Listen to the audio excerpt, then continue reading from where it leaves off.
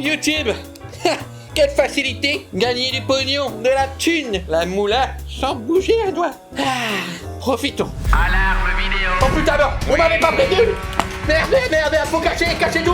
Oh la bourre. Dégagez ça, dégagez tout. On remballe tout. Ouvrez la porte, ouvrez. Lancement de vidéo dans 3, 2, 1. Hey, bien le bonsoir messieurs dames, comment ça va? Ouais, cool, ok. Ah ça va.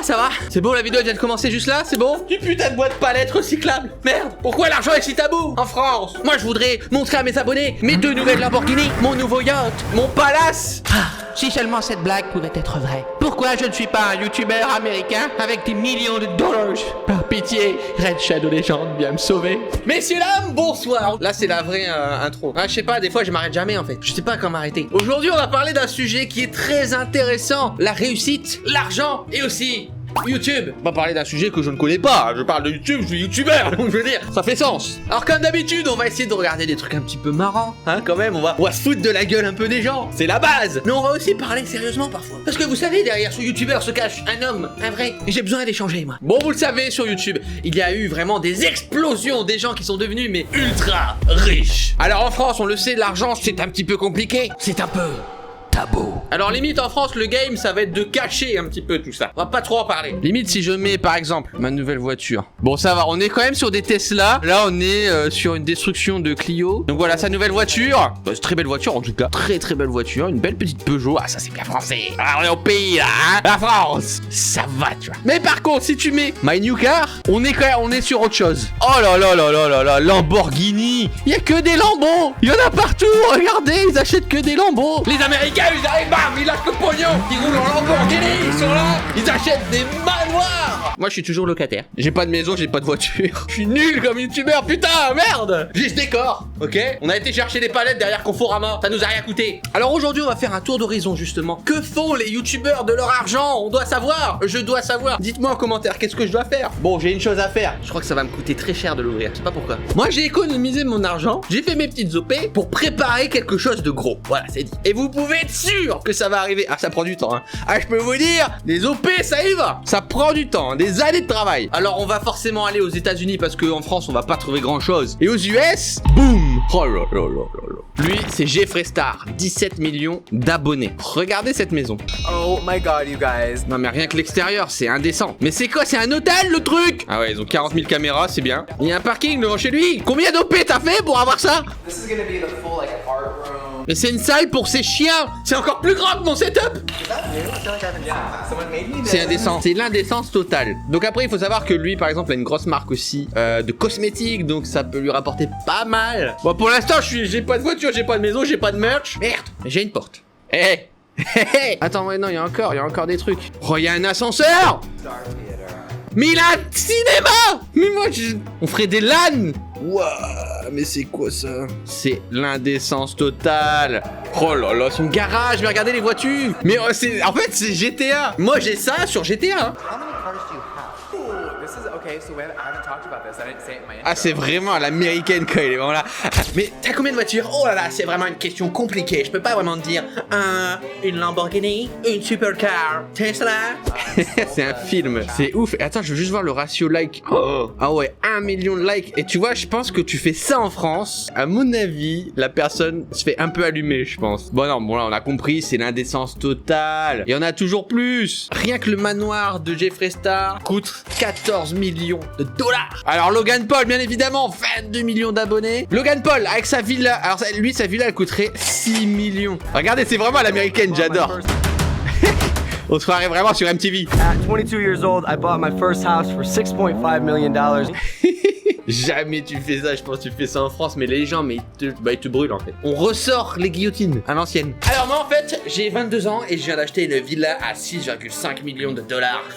Et vous avez quoi en fait? Est-ce que je t'ai parlé de mes morceaux de bois? Ah ouais? C'est du vrai bois de palette mec, ok? Mais il y a aussi, alors on en parlera à la fin parce qu'il y a aussi quelque chose qui est dingue. C'est que là on voit qu'il flex beaucoup et qu'il utilise beaucoup aussi le prisme de l'argent et de la réussite, mais qui est limite considéré aussi comme un investissement. C'est-à-dire que plus tu achètes, plus tu fais rêver et plus tu vends. Le prisme de la réussite. C'est quelque chose qui marche beaucoup aux États-Unis. Vous allez beaucoup avoir des publicités, par exemple privées, par exemple pour un avocat, et vous allez voir l'avocat vraiment avec la Rolex au bras, ça, le gros costume en haut d'un grand building.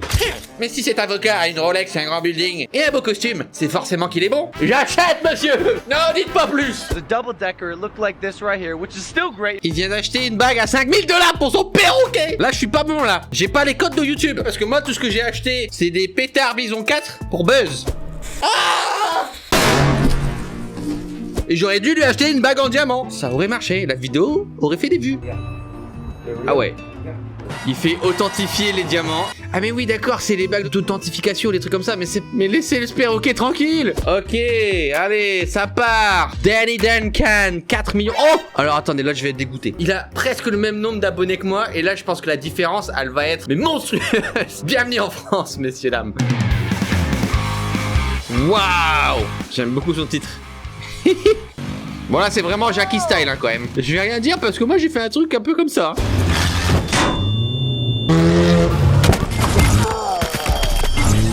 Ah ouais, il a emmené un petit vieux alors en boîte. Oh là, ça dépense en masse. Regardez les bouteilles, combien ça vaut tout ça. Et pauvre papy, il est perdu. Hey, il mate un peu quand même. Oh non.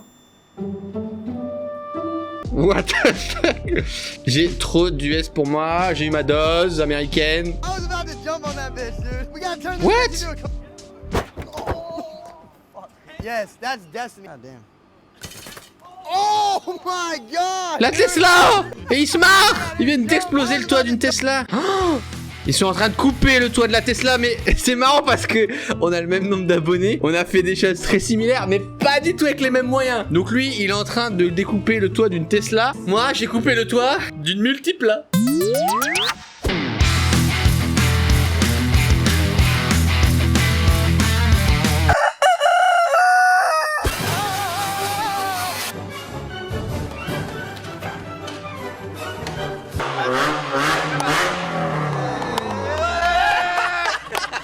Ça c'est marrant ça. Eh, 29 juin 2020, il l'a posté bien après moi, hein, pour une fois. C'est l'américain qui plagie le français. Oh god, it's already in flames. Wow. Oh my god. Ça c'est Jake Paul. Mais lui c'est le pire, hein, Jake Oh Paul. yeah, there you go. Mais t'imagines, t'achètes une putain de maison de luxe qui coûte un bras. Tu te dis c'est bon, maintenant je suis tranquille. Et là, ton voisin c'est Jake Paul. T'imagines? Mais il va brûler sa maison, le con. Et puis l'immeuble Ikea, ça coûte cher aussi. Et ça roule en voiture de luxe, un maximum de vitesse.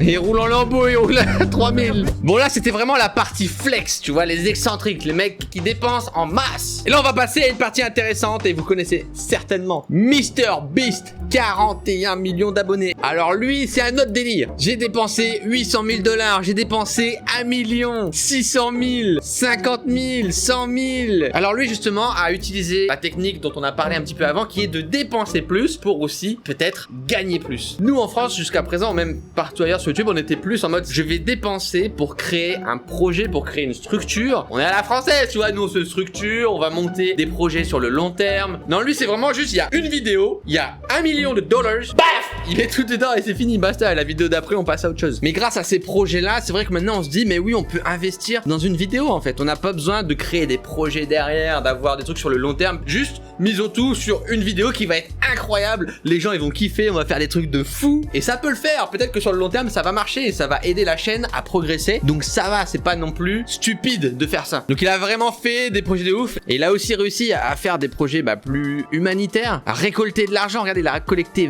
21 millions avec le projet Team Trees où il devait planter des arbres. C'est incroyable. Et là on voit qu'il fait 2 millions d'abonnés par mois, donc 400 millions de vues par mois. C'est ça le truc, c'est quand je pense qu'à un moment il avait pas mal d'argent et puis il a tout remis dans ses vidéos quoi. Et ça c'est super dur, c'est super risqué parce que si ça marche pas, bah t'as tout perdu. Mais il a été très confiant, il a sorti du très très lourd et je pense que maintenant il est très très bien et il a niqué le YouTube game et je pense que c'est le plus gros youtubeur actuellement. Et c'est vraiment lui qui a apporté cette vision et c'est pour ça que je pense de plus en plus vous allez voir des concepts de malade. Donc je sais pas vous ce que vous en avez pensé quand vous avez vu des mecs comme ça dépenser 1 million bam en une vidéo. Moi franchement j'étais sur le cul en mode waouh, comment il a fait. C'était super intéressant et c'est à ce moment là où justement j'avais testé, j'avais fait des vidéos, on fait des dons sur Twitch et c'est vrai que c'était trop cool de pouvoir se dire putain mais ouais je peux dépenser de l'argent dans une vidéo, en donner aux gens, se marrer.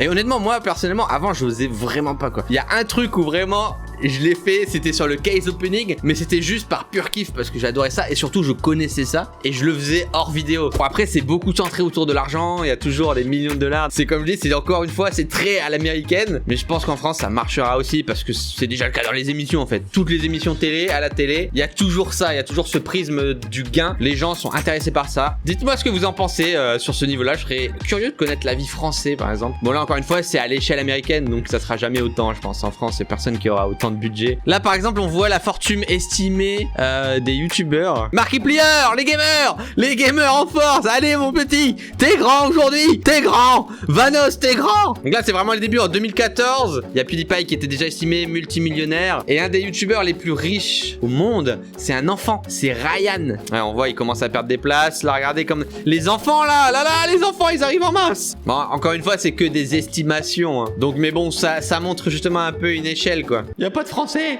Ouah, les maisons de rêve des youtubeurs. Regardez ça, Face Clan. Ah les Face ils ont tout baisé hein. C'était l'ancienne maison de Justin Bieber. Estimation. C'est vrai que maintenant les youtubeurs ont quand même des moyens surtout aux US de malades, c'est-à-dire qu'ils sont capables d'acheter des maisons qui appartenaient à des superstars de la musique. Et je pense que ça va augmenter aussi au fil des années. Surtout sur les générations plus jeunes, ça explose de ouf en termes de stats. Ça va être du grand Mendes. Bon écoutez, on va bosser dur hein, et puis on revient avec quelques Lamborghini et une petite maison. Hein? Ça vous dit? On fera des petites vidéos? Moi j'attends vos avis en commentaire, ce sera intéressant. Donc encore une fois, tranquille. On se détend hein. Je vois déjà arriver certaines personnes avec les drapeaux. Mais c'est inacceptable. Petit débat, voilà. Mais je pense que de toute façon, les générations plus jeunes, nous notamment, on a une vision qui est quand même beaucoup plus décomplexée de l'argent. Rien que par l'entrepreneuriat, le fait de la vision du travail. Je pense que si vous regardez l'âge moyen d'un entrepreneur en 1970-80 et l'âge moyen d'un entrepreneur en 2020, à mon avis, c'est totalement différent. Parfois, je suis vraiment genre bluffé de voir des gars qui ont 18-20 ans et qui ont déjà leur entreprise, qui sont installés, qui ont leur projet, tout ça. Je pense qu'on n'a jamais eu autant ce mot à la bouche, projet. Je crois que même les mecs de 16-17, ils ont tous des projets et c'est toujours des projets professionnels généralement qui visent à développer eh bien, un métier, à gagner de l'argent. Avec les réseaux sociaux, c'est aussi décuplé hein, toute cette vision justement de la richesse et de la réussite, parfois pour le meilleur et parfois pour le pire. L'exemple dans cette vidéo. Le but c'était voilà de voir aussi les différences entre différents profils de youtubeurs en prenant un petit peu le mien comme base française, en regardant un petit peu ce qui se passe aux US. J'espère que ça vous a plu. N'oubliez pas de laisser un petit pouce bleu, un commentaire. On se retrouve pour une prochaine vidéo. À bientôt!